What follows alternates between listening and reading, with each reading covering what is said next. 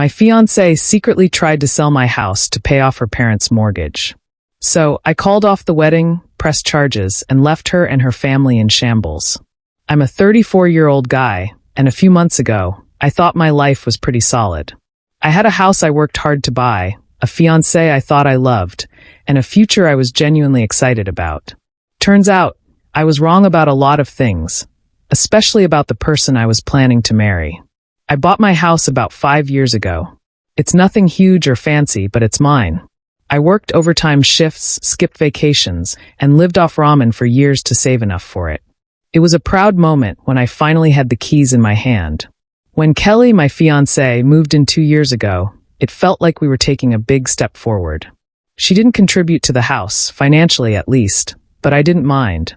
I figured I had it covered, and we split other expenses like groceries and smaller bills. Qley came from a very different background. Her family was always struggling with money. They were the type to max out credit cards and then complain about how unfair the system was. I sympathized with them at first. Everyone has their own challenges, and I figured if I could help out here and there, it wouldn't hurt. But over time, little comments started adding up. Her mom once joked about how lucky Qley was to have landed someone with a house. Her dad hinted about how great it would be to retire without a mortgage. Stuff like that. I brushed it off as harmless chatter, but looking back, I should have seen where this was going. A couple of months before everything blew up, Qley started acting weird. She was on her phone a lot, whispering during calls, and snapping at me over the smallest things. I figured it was stress from wedding planning. We were supposed to get married next summer, and I know that can be overwhelming. I didn't push her about it because I thought giving her space was the right thing to do. Then one day, I got this weird packet in the mail. It was from a real estate agency, and it had all these details about the sale of my house. At first, I thought it was some kind of scam, but then I noticed the photos. It was definitely my house, down to the furniture in the living room. There was even a proposed closing date. I didn't understand what the hell was going on, so I asked Qley about it that night. When I brought it up, her face went pale. She stammered something about exploring options for us to move into a bigger house after the wedding. She said she wanted it to be a surprise. That didn't make sense to me. If we were going to move, why wouldn't she talk to me first?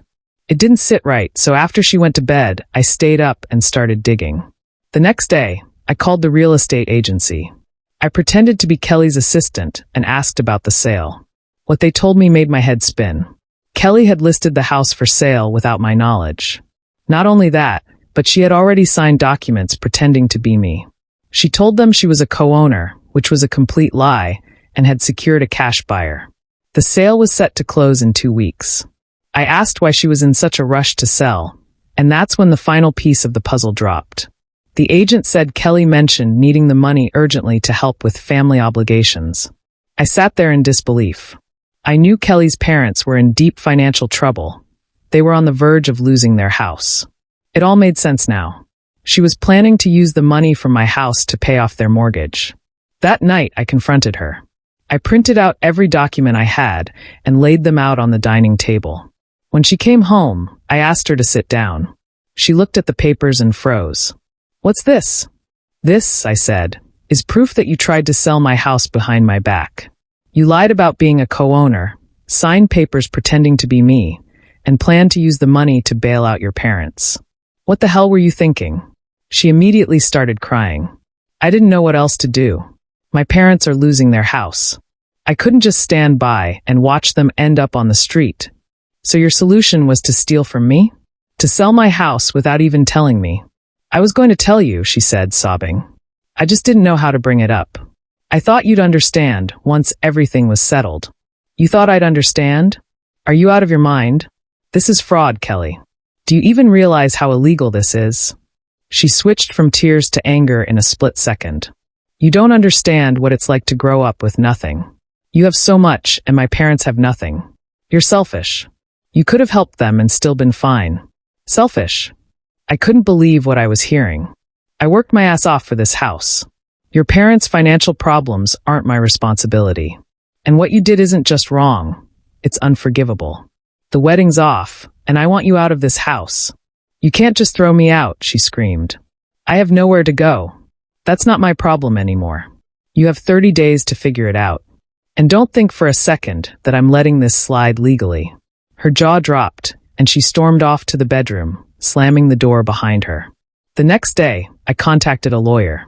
They confirmed that what Qley did was fraud, and I could press charges. At first, I wasn't sure if I wanted to go that far, but the more I thought about it, the more I realized I needed to protect myself. Qley spent the next few days acting like nothing had happened. She'd cook dinner, try to chat with me about random things, and even brought up wedding plans once, as if I hadn't just called it off. I ignored her, focusing on securing my house and preparing for whatever mess was about to come. She didn't seem to understand that things were over. 2 weeks later, she moved out, taking a few suitcases with her. I thought it was finally done. Then, out of nowhere, mutual friends started messaging me, asking what had happened. Confused, I checked Facebook. Qley had posted a long, dramatic rant about how I had thrown her out, abandoned her, and cared more about money than her or her family. She claimed I was heartless and cruel, painting herself as the victim. I was furious, but decided not to respond publicly.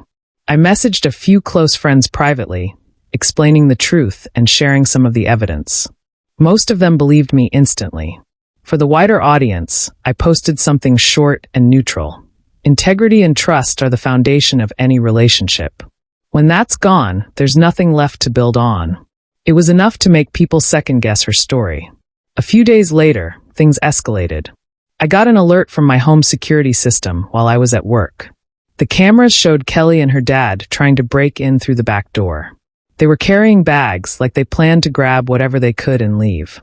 I called the police immediately. When they arrived, Qley and her dad were still there, trying to jimmy the lock. They were detained on the spot.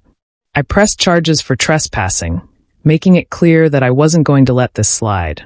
Qley tried to act shocked, claiming she was just trying to retrieve things she'd left behind. But I knew better. She'd already taken everything during her move out. Not long after that, she pulled her boldest stunt yet. She called me, crying, and claimed she was pregnant with my child. She said she hadn't told me earlier because she was scared but now needed my support since she was all alone. I didn't believe her for a second. I stayed calm and told her that if she was pregnant, I'd step up and support the child, but I'd need a doctor's confirmation and a paternity test. She started stammering, saying she wasn't ready to prove anything yet and that I needed to take her word for it.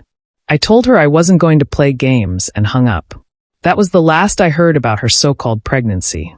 The final blow came a few weeks later. I got a letter from a lawyer representing Qley and her parents. They accused me of causing emotional distress by breaking off the engagement and evicting her. They even claimed I owed Qley compensation for the years she lived in my house, arguing that she'd contributed to my life. The letter also demanded financial help for her parents, claiming that I'd benefited from their daughter's presence and should repay them for the relationship. I handed the letter to my lawyer, who wrote an airtight response. We laid out everything Qley had done, from the fraudulent sale attempt to the break-in, and made it clear that if they pursued legal action, I'd countersue for damages, legal fees, and defamation. That was the last I heard from them or their lawyer.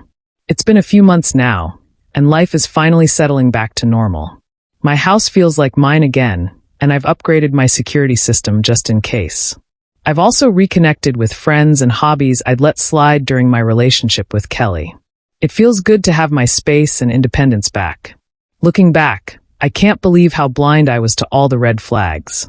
Qley and her family didn't see me as a person. They saw me as a solution to their problems. They thought they could manipulate and guilt me into giving them whatever they wanted.